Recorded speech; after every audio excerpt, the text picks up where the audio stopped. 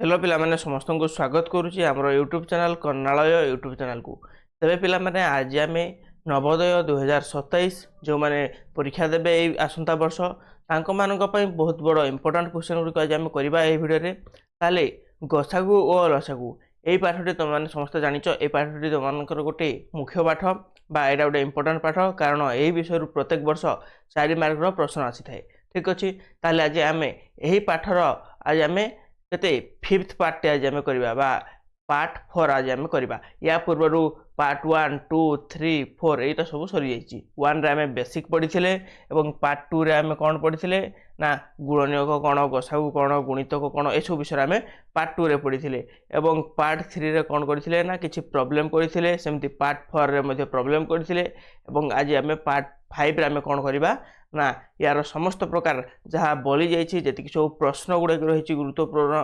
प्रश्न गुड़ी से गुरुत्वपूर्ण प्रश्न गुड़ी आज आम यही पार्ट 5 रे करवा ठीक अच्छे ताले पिला माने देख तुम समस्ते यही प्रकार सब क्वेश्चन गुड़ी कर पीडीएफ टी तुम पाखे बर्तमान थी मु आशा करी कारण आम यही पीडीएफ टी आम टेलीग्राम ग्रुप रे पकई दे सारीचे ताले ठीक अच्छे आज आम कौन करवा ना आम यही सब गुड़िक आम लास्ट को पलि जोटा रही तुम मानकर 21 नंबर को क्यों नंबर को 21 नंबर को 20 नंबर जाए समस्ते कर ठीक अच्छे आम आज 21 नंबर आज आम करवा प्रश्न नंबर 21 समस्ते देख बर्तमान प्रश्न नंबर 21 कौन कही देख पिला माने प्रश्न नंबर 21 तुमको पचारि जीरो व्यतीत समस्त अंक द्वारा विभाज्य क्षुद्रतम संख्याटी किए बा केते तुमको पचारि माने तुमको कौन कहला ना जीरो व्यतीत बुझेगा जीरो व्यतीत आ समस्त संख्या द्वारा से विभाज्य हो पारुथबो ठीक अच्छे ताले किए हम ना आमर संख्या केते अच्छी ना 0 1 2 3 4 5 6 7 8 9 10 एतिक संख्या अच्छी ताले तुमको कही कौन ना जीरो को छाड़ी दी जीरो व्यतीत कही माने जीरो को काटिदेवा आम जदि जीरो को काटी देचे ताले आउ किए रहिले 1 2 3 1 2 3 4 5 6 7 8 9 एवं 10 एतिक संख्या रहिले ताले एमानंक मध्यरे तुमे कोन करिवो ना एमानंक मध्यरे तुमे लसागु नै जिवो ठीक अछि ताले 1 2 3 4 5 6 7 8 9 एवं 10 यार लसागु काढिले केमति काढिबो तुम माने जानिज लसागु किपरि भाबरे करा जाय प्रथम रे तुम माने कोन नबो एक नेलो एकटा कटि गला बुझला आम एकटा को सेमती छाड़ी पारिबा 2 ठार आम आरंभ करवा ठीक अच्छे ये 1 को 1 रहा 2 के 2 3 होगला 2 है 5 6 को 2 भाग कले के 3 हे 7 को 7 रहा ये 4 होगला ये के तुम 9 रहा एवं 10टा तुम 5 होगला ठीक अच्छे बर्तमान आम के नहीं पारिबा ना बर्तमान आम केते नेबा 2 नेबा आउ थरे केते हिजो 1 हे 1 हे ये 3 रहबो ये 1 हे एवं ये जो 5 अच्छी 5 रही 3 7 पुणी 2 रहा एवं 9 5 यहीपरि भाव में तुम मैंने समस्ते लसागु बाहर करवा शिखिच जो मैंने शिखिना आम वीडियो नंबर 2 से देखी रख तुम निश्चय भाव में जापर ठीक अच्छे ताले पुणी आम आउ थे 2 ना कारण 2 एठार देख रही गोटे आम ये 1 है ये 1 है 3 1 है 5 3 7 2 जगह 1 हे कारण 2 के 2 छिंडी गला 9 एवं 5 रहा ठीक अच्छे बर्तमान आम के बर्तमान आम 3 नेबा 2 पर 3 नेबा कारण 2 एथिरे कौन से छिंडब ना तेणु आम 2 न नहीं केते नेबा 3 नेबा 3 नेले 1 हे 1 हे एवं 3 के 3 हे 1 आसला 1 आसला 5 को भाग करनी 3 द्वारा तेणु 5 को 5 आम लिखिदेबा ठीक अच्छे 3 के 3 लिखा 7 भाग हेनी 7 ओल्लैदेबा 1 को 1 आनिबा 3 3 के 9 नेबा 5 रहा ठीक अच्छे बुझे ना ना जी बुझीपार न ताले निश्चय रूप कमेंट कर ठीक अच्छे ताले या पुणी आम लसागु नेबा केते नेबा 3 रे नेबा 1 है 1 है 1 है 5 रहिबो भाग हेनी 1 है 7 है 3 को 3 रे भाग कले 1 हो 5 हम ठीक अच्छे तुम समस्त बर्तमान एवं केते नहीं पारिबो ना 5 नेबो केते नेबो 5 नेबो 1 हो ये 1 हो ये 1 हो ये भी पुणी 1 हो 1 हो ये 7 रहा पुणी 1 है एवं 5 को 5 1 है बर्तमान देख के बर्तमान गोटे संख्या ही रही किए 7 बढ़ी ये 7 को तुम मैंने कौन कर 1 1 सब छिंडीज सब जो 1 1 छिंडीगला बर्तमान तुम मैंने कौन कर यार लसागु बाहर करने एम समस्त को गुणन करने को पड़ो ताले गुणन क्या क्या कर क्यों संख्या को गुणन कर ना जी जगह अच्छा जी संख्या अच्छा गुणन करवा किए किए अच्छा तुम मैंने लेख ଲସାଗୁ ସମାନ କେତେ ହେବ 2 ଗୁଣନ 2 ଗୁଣନ 2 ଗୁଣନ 3 ଗୁଣନ 3 ଗୁଣନ 5 ଗୁଣନ କେତେ 7। ଏହି ସଂଖ୍ୟା ଗୁଡ଼ିକୁ ତୁମେମାନେ ବର୍ତ୍ତମାନ ଗୁଣନ କର। କ'ଣ କରିବ? ଗୁଣନ କରିବ। ତାହେଲେ କେତେଟି 2 ରହିଲା ତୁମମାନଙ୍କର ପାଇଁ? 3ଟି 2 ରହିଲା। ଠିକ୍ ଅଛି, ଯାହାକି ତୁମମାନଙ୍କର କେତେ ହେଲା? 2 2 4 ହେଲା, 4 2 8 ହେଲା, 8 3 କେତେ 24 ହେଲା, 24 3 ତୁମମାନଙ୍କର କେତେ ହେବ? ନା 72 ହେଇଯିବ। 24 3 72 ହେବ। 72 ପଞ୍ଚା କେତେ ହେଇଯିବ? ନା 72 ପଞ୍ଚା ତୁମମାନଙ୍କର 360 ହେଲା। ସେଇ 360 ବର୍ତ୍ତମାନ 7 ଦ୍ୱାରା ଗୁଣି ହେବ। ତାହେଲେ 7 ଦ୍ୱାରା ଗୁଣିଲେ କେତେ ହେଇଯିବ? ନା ଏ ହେଇଯିବ 2520 ହେଇଯିବ ସାର୍। ବୁଝିହେଲା? ବର୍ତ୍ତମାନ ଏଇ 2520 ତୁମମାନଙ୍କର ଲସାଗୁ ବାହାରିଲା। ଏହି ସଂଖ୍ୟାକୁ 1 2 3 4 5 6 7 8 9 ଏବଂ 10 ଦ୍ୱାରା ସମ୍ପୂର୍ଣ୍ଣ ରୂପରେ ବିଭାଜିତ হবে। ତାହେଲେ ଏଠାରେ ତୁମେମାନେ କେଉଁ ଅଙ୍କଟି ନେବ? ଯାହାକି ତୁମମାନଙ୍କର ଅପସନ୍ ନମ୍ବର 4ରେ ରହିଥିବା 2520 ହେଇଯିବ ଏହାର ଉତ୍ତର। ପିଲାମାନେ ବର୍ତ୍ତମାନ ଇଏ ହେଉଛି ତୁମମାନଙ୍କର ଉତ୍ତର।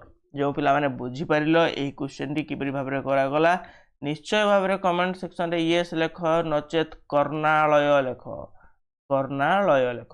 ଏବଂ ଯେଉଁମାନେ ବୁଝିପାରୁନାହ Q21 ଲେଖ। ଆମେ ଆଉ ଥରେ ତାଙ୍କୁ କ'ଣ କରିବା?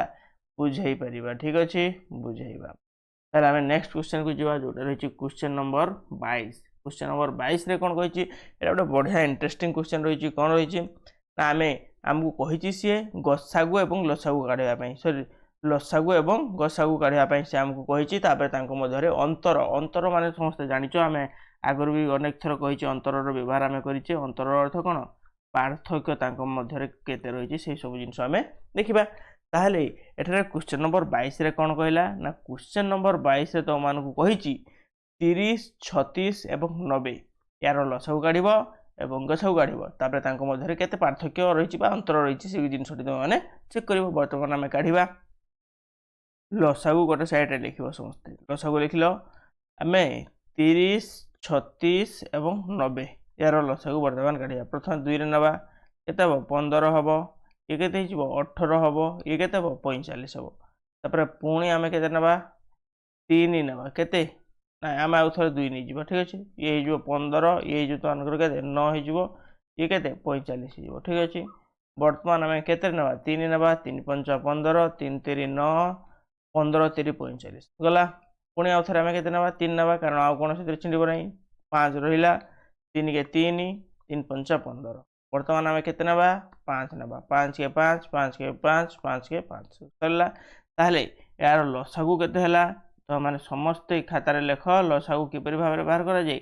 ତୁମମାନେ ଗୁଣିବ ଲସାଗୁ ଉପରେ ଲସାଗୁ ଲେଖ ଏବଂ 2 ଗୁଣନ 2 ଗୁଣନ 3 ଗୁଣନ 3 ଗୁଣନ 5 ଅର୍ଥାତ୍ ଇଏ କେତେ ହେଇଯିବ? ଏହାକୁ ଗୁଣ। ବର୍ତ୍ତମାନ ଏବେ ଗୁଣିଲେ କେତେ ହେଇଯିବ? ନିଶ୍ଚୟ ସମସ୍ତେ ଖାତାରେ ଗୁଣୁଥିବ। ଯେମିତିକି 2 2 4, 4 2 8, 8 3 24, 24 ପଞ୍ଚା କେତେ ହେବ? 180 ହେଇଯିବ। କେତେ? 24 ପଞ୍ଚା ତୁମମାନଙ୍କର କେତେ ହେଇଯାଉଛି? 2 2 4 ହେବ। 4 3 କେତେ ହେବ? 12 ହେବ। ଏବଂ 12 3 କେତେ ହେବ? 36 ହେବ। 36 ପଞ୍ଚା କେତେ ତୁମମାନଙ୍କର ହେଇଯିବ? 180 ହେବ। କେତେ ହେବ? 180 ତୁମମାନଙ୍କର ଲସାଗୁ ହେବ। ବୁଝିଲା?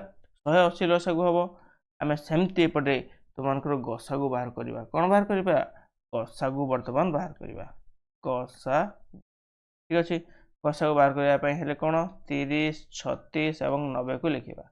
ତାପରେ ଏଠାରେ ଏମିତି ଗୋଟେ ସଂଖ୍ୟା ନେବା ଯିଏକି 3ଟି ସଂଖ୍ୟାକୁ ଭାଗ କରିପାରୁଥିବ। ଆମେ 2 ନେଲେ 15 ହେଲା, 36କୁ 18 ହେଲା, 90କୁ 45 ହେଲା ଗଲା।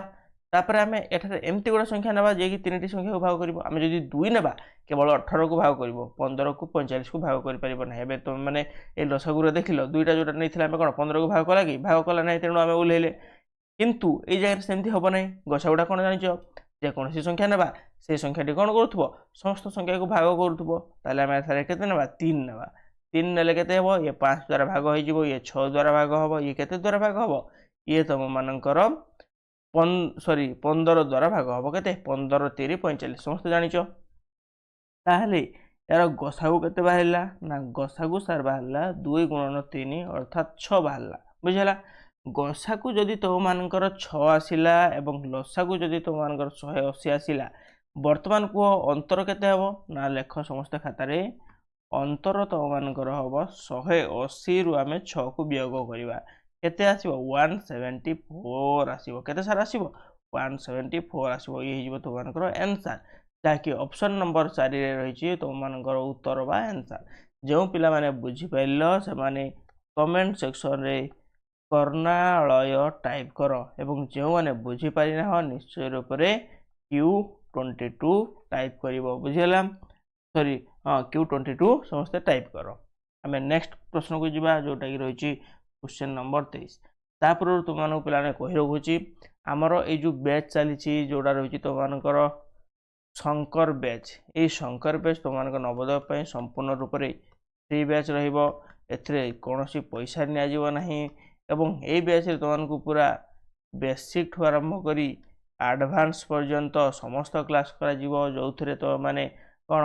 बेसिक रो दुईटी क्लास पाइब बेसिक रो दुईटी क्लास मिल सहित जोटा प्रॉब्लम रोची से प्रॉब्लम रो तो माने केते तीन क्लास रहिबो टोटल तो मानकर केते क्लास हेबो 5टी क्लास हेबो ता सहित जेतेबेले तो मानकर समस्त चैप्टर गुडी कवर हेबो आमे नेक्स्ट रे कौन पढ़िबा ना इम्पोर्टेंट ओनली इम्पोर्टेंट क्वेश्चन गुडी आमे पढ़िबा तेणु पिला माने समस्ते एही बैच रे तो माने जॉइन करो एवं प्रत्येक दिन एथिरे वीडियो पाइबो प्रत्येक दिन केतेटा रे वीडियो मिलिबो ना 9टा समय सकाळ 9टा समय रे गोटे क्लास हेबो एवं 7टा संध्या 7टा समय रे गोटे क्लास हेबो तेणु पिला माने समस्ते एही क्लास रे जॉइन हेई पतो माने पाठ पढ़ि परिबो ठीक अछि ताहले आमे प्रश्न नंबर 23 को वर्तमान आसीबा देखो प्रश्न नंबर 23 रे कोन कहला दुईटी सहमौलिक संख्यार गसागु केते हे दुईटी सहमौलिक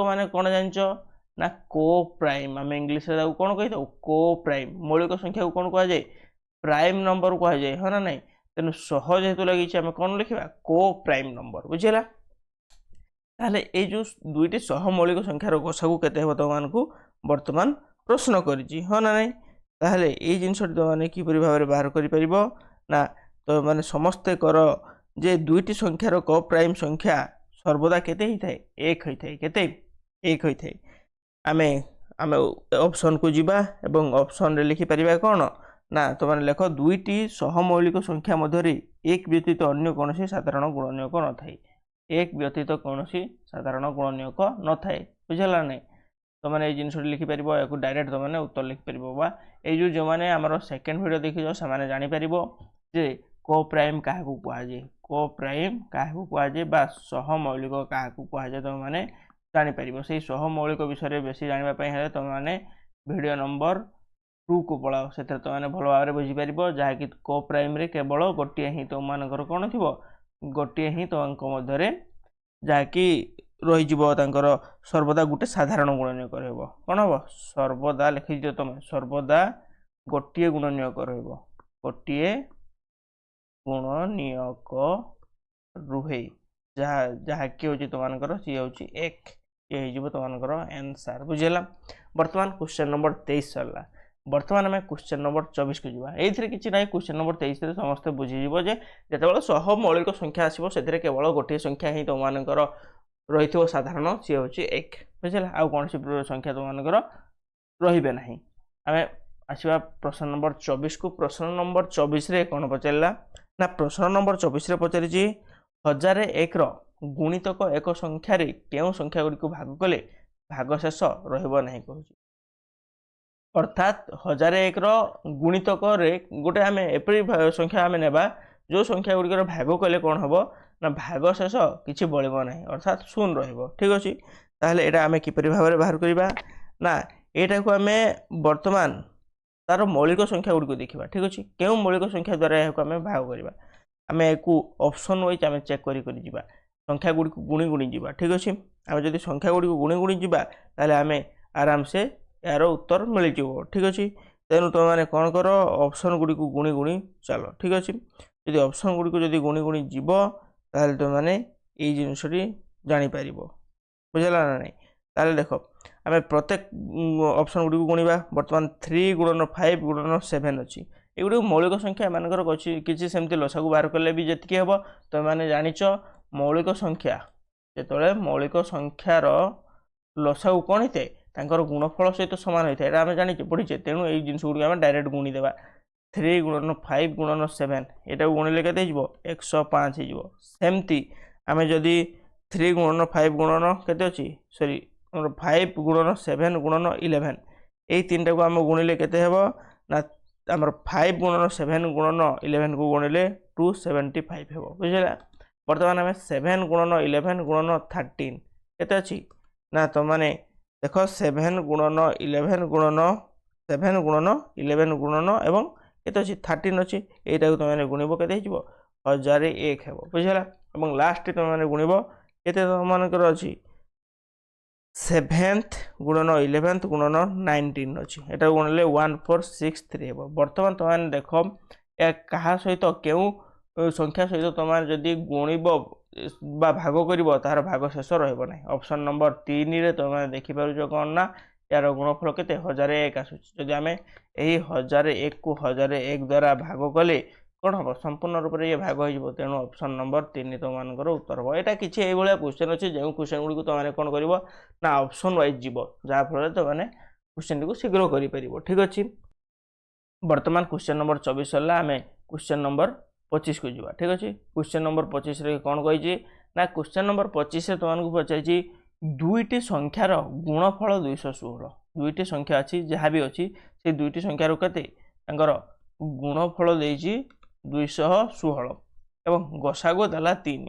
କ'ଣ ଦେଲା ଗସାଗୁ ଦେଇଛି ତୁମମାନଙ୍କୁ 3, ଗସାଗୁ 3। ତାଙ୍କର ଲସାଗୁ ତୁମମାନଙ୍କୁ ବାହାର କରିବା ପାଇଁ ପଚାରିଛି। ଲସାଗୁ ତୁମମାନେ କିପରି ଭାବରେ ବାହାର କରିବ? ଲସାଗୁର ସୂତ୍ର ଲେଖିବ। କ'ଣ ଲସାଗୁର ସୂତ୍ର କ'ଣ? ସଂଖ୍ୟା ଦ୍ୱୟର ଗୁଣଫଳ। ସଂଖ୍ୟା ଦ୍ୱୟର ଗୁଣଫଳ ହରଣ କ'ଣ ହେବ ଗସାଗୁ ହେବ। ଗସାଗୁ ତାହେଲେ ସଂଖ୍ୟା ଦ୍ୱୟର ଗୁଣଫଳ କେତେ 216/3 ହେଲା ଗସାଗୁ। ଆମେ 216କୁ ବର୍ତ୍ତମାନ ଆମେ 3ରେ ହରଣ କରିବା ଯାହାକି ତୁମମାନଙ୍କର 72 ଆସିବ।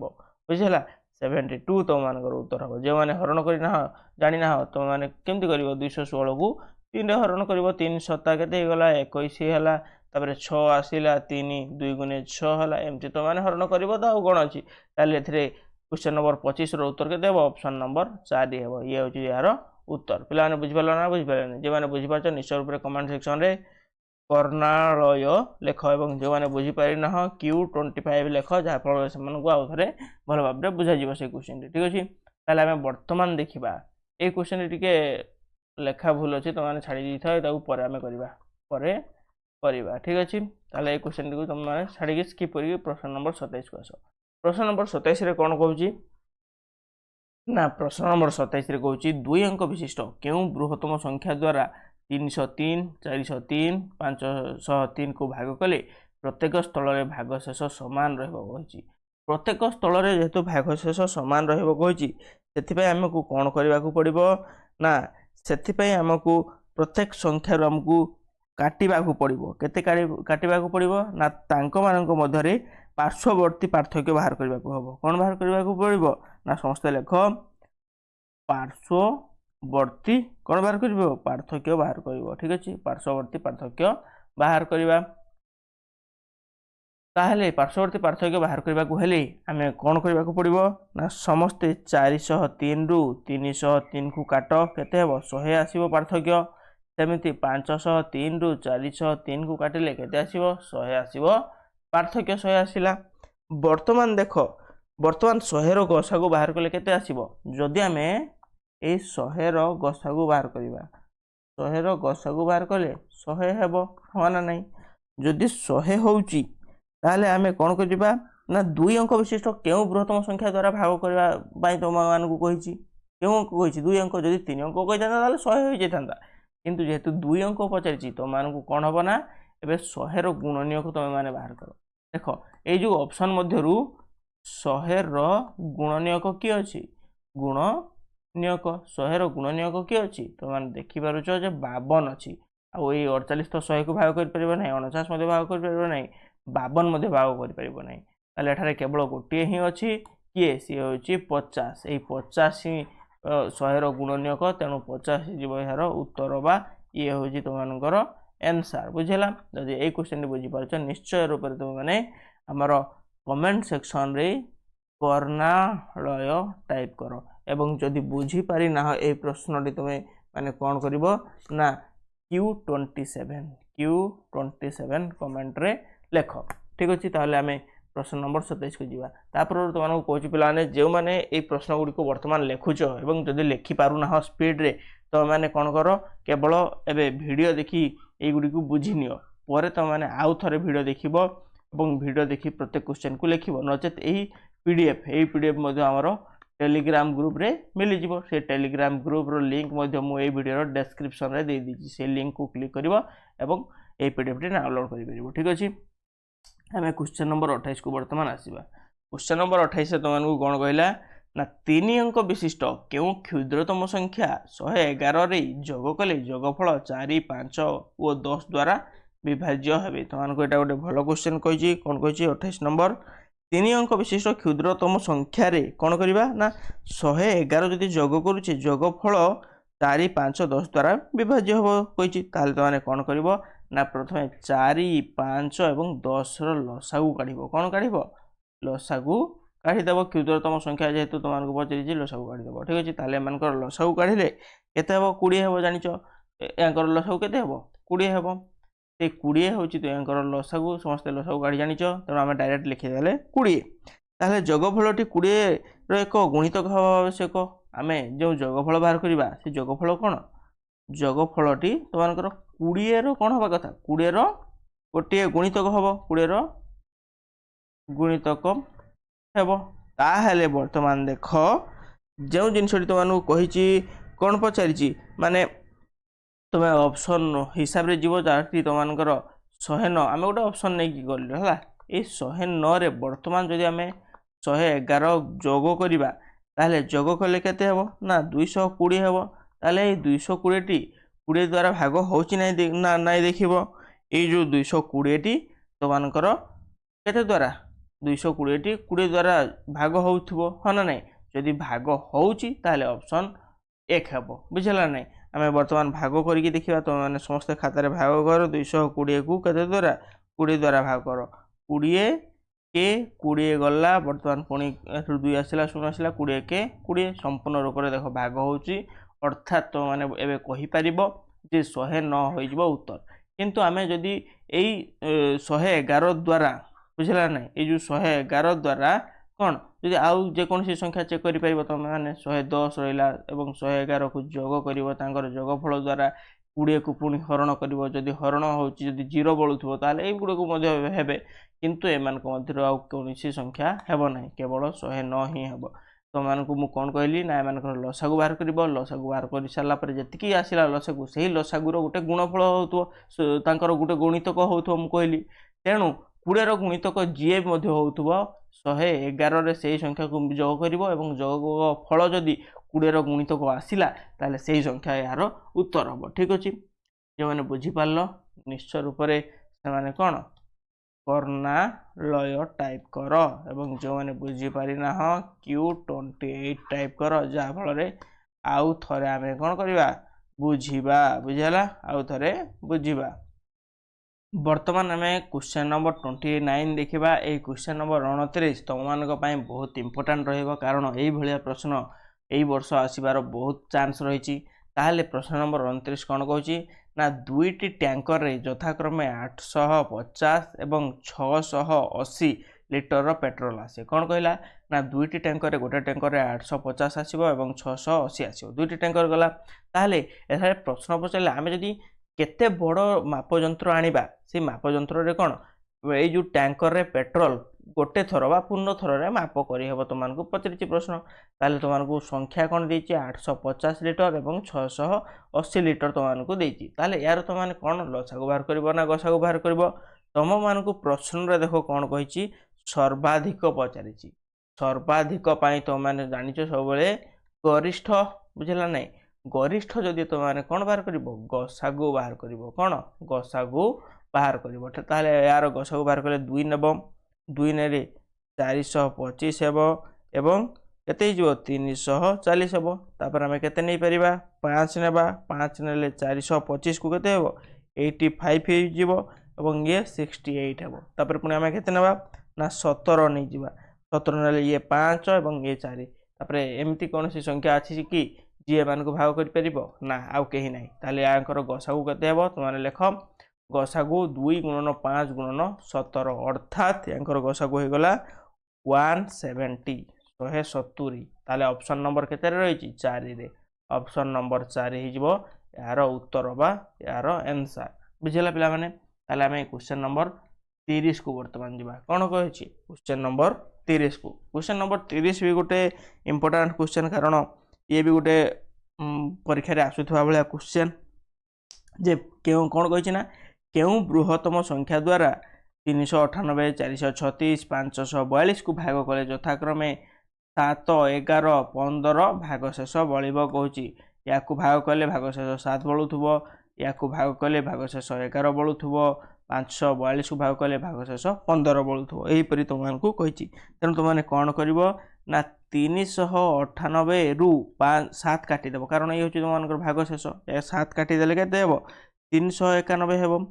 ଠିକ୍ ସେମିତି ତୁମମାନେ 436ରୁ ତୁମମାନେ 11 କାଟିଦେବ, 11 କାଟିଦେଲେ କେତେ ହେବ ନା 425 ହେବ। ଠିକ୍ ସେମିତି ତୁମମାନଙ୍କର 542ରୁ ତୁମମାନେ 15 କାଟିଦେବ ବା 15କୁ ବିୟୋଗ କରିବ। କେତେ ହେବ 15 ବିୟୋଗ କରିଦେଲେ 527 ହେବ। ଠିକ୍ ଅଛି। ଏହି ସଂଖ୍ୟାରୁ ତୁମମାନେ ବର୍ତ୍ତମାନ କ'ଣ ବାହାର କରିବ ଗସାଗୁ ବାହାର କରିବ। କାହିଁକି ନା ତୁମମାନଙ୍କୁ ପ୍ରଶ୍ନରେ କହିଛି ବୃହତ୍ତମ ସଂଖ୍ୟା। ଯଦି ବୃହତ୍ତମ ସଂଖ୍ୟା କହିଛି ତେଣୁ ତାହେଲେ ତୁମେ ଏହାର କ'ଣ ବାହାର କରିବ ଗସାଗୁ ବାହାର କରିବ। ବର୍ତ୍ତମାନ ତୁମମାନେ ଏହାକୁ ଗସାଗୁ ବାହାର କଲେ ପାଇପାରିବ 391425 ଏବଂ 527।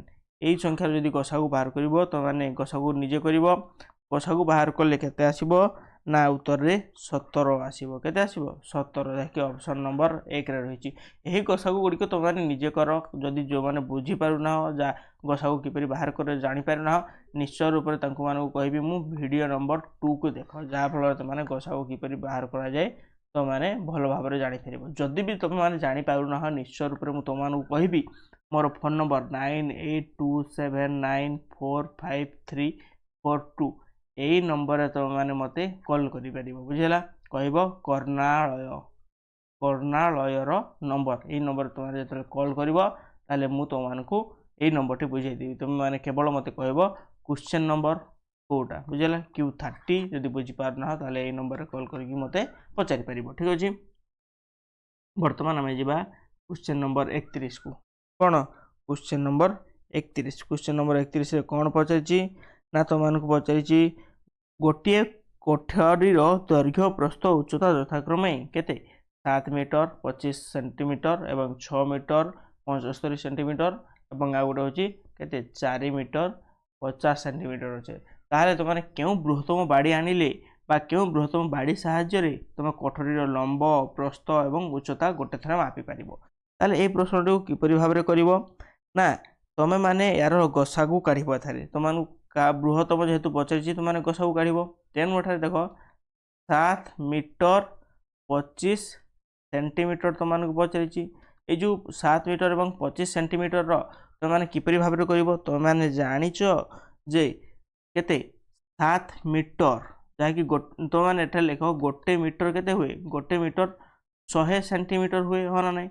ଯଦି 100 ସେଣ୍ଟିମିଟର ହୁଏ 7 ମିଟର କେତେ ହେବ 7 ମିଟରକୁ 700 ସେଣ୍ଟିମିଟର ହେବ, ହଁ ନା ନାହିଁ। ଯଦି 700 ସେଣ୍ଟିମିଟର ହେଉଛି ଏବଂ 25 ସେଣ୍ଟିମିଟର, ତାହେଲେ এই ଯେଉଁ 25 ସେଣ୍ଟିମିଟର ରହିଲା ଇଏ କେତେ ହେଇଯିବ 725 ସେଣ୍ଟିମିଟର ହେଲା, ହଁ ନା ନାହିଁ।